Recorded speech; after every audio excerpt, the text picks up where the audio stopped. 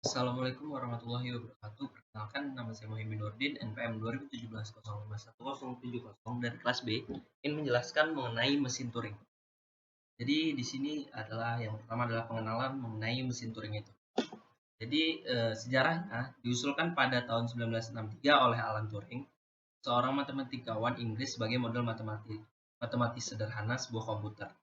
Jadi meskipun itu sederhana, mesin Turing memiliki kemampuan untuk menggambarkan perilaku komputer secara general purpose. Kemudian mesin Turing dapat digunakan untuk menghitung kelas fungsi bilangan bulat yang dikenal sebagai fungsi rekursif sebagian atau partial recursive function. Jadi ini adalah seorang matematikawan Inggris tadi, namanya Alan Matheson Turing. Dia adalah seorang Inggris matematikan, logikan, analis, dan komputer saintis.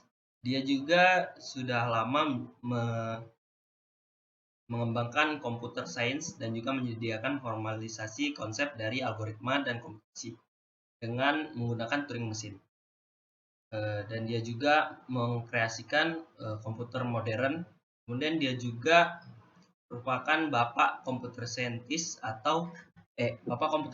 dan juga bapak artificial intelligence. Kemudian sama seperti FSA atau Finite State Automata dan Pushdown Automata yang dapat mengenali bahasa formal, mesin Turing juga dapat berperan sebagai mesin pengenal bahasa formal. Bahasa yang dikenali oleh mesin Turing itu adalah bahasa tanpa pembatasan atau non-restricted language yang disebut juga himpunan terenumerasi rekursif atau disebut recursively enumerable set. Kemudian yang kedua adalah model mesin Turing. Jadi sebuah mesin Turing itu terdiri dari beberapa komponen. Yang pertama pengendali berhingga atau finite control. Yang kedua adalah pita masukan dengan sifat panjangnya tidak berhingga. Jadi ujung kiri terbatas, ujung kanan tidak terbatas. Dapat dibaca maupun ditulis. Sel yang tidak berisi simbol masukan akan berisi simbol kosong atau blank sama dengan B. Pada keadaan awal atau N, sel pertama dari pita masukan berisi rangkaian simbol yang harus dikenali dinyatakan sebagai A1, A2 sampai A ke N. Kemudian sel di sebelah kanan rangkaian simbol berisi B. Jadi seperti ini untuk pita masukannya, sebelah kiri ini yang B, sebelah kanannya, dan ini RW head-nya, dan ini merupakan finite state control. Kemudian untuk perbedaan mesin Turing dengan FSA, DAM, PDA, seperti ini untuk tabelnya. Jadi untuk FSA atau PDA, dia pita masukan hanya dapat dibaca, head-nya hanya dapat digerakkan ke kanan, pita masukan hanya berisi string masukan. Untuk mesin Turing, pita masukan dapat dibaca dan ditulis, head-nya dapat digerakkan ke kiri maupun ke kanan. Pita masukan juga berfungsi sebagai tempat penyimpanan yang pada pengaksesannya tidak dibatasi. Di sini ada catatan, bandingkan dengan tempat penyimpanan PDA yang hanya dapat diakses sebagai stack. Kemudian aksi mesin Turing. Perilaku mesin Turing bergantung pada simbol masukan yang berada pada posisi head, baca atau tulis, dan status dari finite control-nya. Dalam setiap gerakannya, mesin Turing dapat melakukan salah satu dari aksi berikut. Yang pertama, berubah status. Yang kedua, menuliskan simbol pada pita masukan, aksi penulisan. Pada pita masukan, aksi penulisan ini mengubah simbol yang sebelumnya berada pada sel tersebut. Kemudian yang ketiga adalah menggerakkan head ke kiri dan ke kanan. Kiri atau ke kanan. Kemudian untuk contohnya, seperti ini. Jadi misalnya mesin Turing M akan digunakan untuk mengenali bahasa L, 0, N, 1N, N-nya lebih dari sama dengan 1. Dimana N-nya lebih dari sama dengan 1. Contoh string di dalam L misalnya 01, 0011, 000, 111, 0000, 1111, dan seterusnya. Jadi cara kerja mesin Turing itu mengenali bahasa L yang dinyatakan dengan algoritma seperti ini. Yang pertama ganti simbol 0-nya paling kiri dengan simbol X. Kemudian gerakan head ke kanan hingga dijumpai simbol 1. Kemudian ganti simbol 1 paling kiri dengan simbol Y. Kemudian gerakan head-nya lagi ke kiri hingga dijumpai simbol X. Geser head ke kanan, akhirnya akan diperoleh 0 paling kiri. Kembali ke langkah 1. Jika pada saat bergerak ke kanan untuk mencari 1, mesin Turing M-nya menjumpai simbol B, maka berarti banyaknya 0 lebih banyak dari satunya. Kesimpulannya, string masukan tidak dikenali. Jika pada saat bergerak ke kiri M tidak menjumpai lagi 0, maka M memeriksa apakah masih ada 1. Bila habis, maka string diterima atau dikenali. Jika sebuah string diterima atau dikenali, maka mesin Turing M berhenti. Untuk string yang tidak dikenali atau ditolak, ada kemungkinan M tidak berhenti atau looping, atau terus mengulang, terus berulang.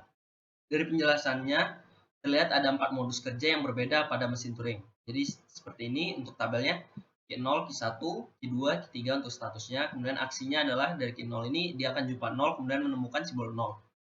Kemudian Q1 ini dia akan mencari 1 ke arah kanan, kemudian untuk Q2 ini dia mencari X, mencari simbol X ke arah kiri, kemudian sisanya memeriksa simbol yang tersisa pada pita masukan untuk ketiganya. Dalam setiap modus kerja atau status, aksi yang dilakukan mesin Turing mungkin menerima atau membaca berbagai simbol pada pita. Aksi yang dilakukan dari setiap modus kerja atau status dapat berbeda-beda. Perilaku atau gerakan yang lengkap dari mesin Turing pengenal 0N, 1N ditunjukkan pada tabel berikut. Seperti ini tabelnya. Dari jumpanya yang 0, kemudian status Q1 tulis X ke kanan. Kemudian untuk satunya nggak ada, X-nya nggak ada, Y-nya status Q3 ke kanan, B-nya nggak ada. Kemudian untuk cari satunya atau Q1 dari kanan, kemudian satunya status Q2 tulis Y ke kiri, tulis Y kirinya, kemudian X tidak ada, yang Y-nya ke kanan, yang B-nya tidak ada. Kemudian cari X yang Q2-nya, dia di kiri, kemudian yang satunya tidak ada, kemudian yang X status Q0-nya ke kanan, Y-nya ke kiri, kemudian B-nya kosong atau tidak ada. Kemudian untuk sisanya yang terakhir, untuk 0 nggak ada, 1 tidak ada, X tidak ada, yang Y-nya ke kanan, yang B-nya status Q4-nya ke kanan. Cara membaca tabel ini misalkan dalam status Q0, jika mesin menerima simbol 0, maka mesin berubah ke status Q1. Menerima 0, berubah menjadi Q1.